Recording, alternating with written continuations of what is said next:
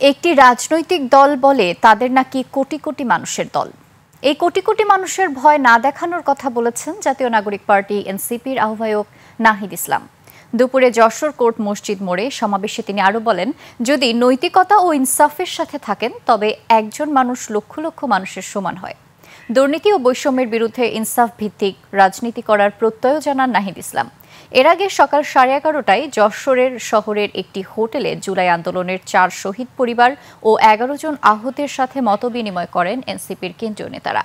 এ সময় দলের দক্ষিণাঞ্চলীয় মুখ্য সংগঠক হাসনাত আব্দুল্লাহ বলেন, এনসিপিকে নির্বাচন থেকে পরিকল্পিতভাবে সরিয়ে দেওয়ার ষড়যন্ত্র হচ্ছে।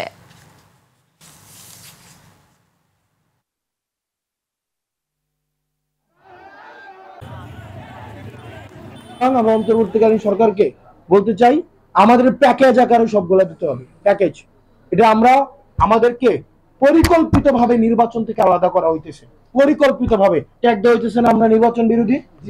আমরা কিন্তু নির্বাচন বিরোধী না, আমাদের সবগুলাই লাগবে। কেউ বলতেছে আমার এটা চাই ওইটা চাই না, ওইটা চাই সেটা চাই না, আমার সবগুলো চাই।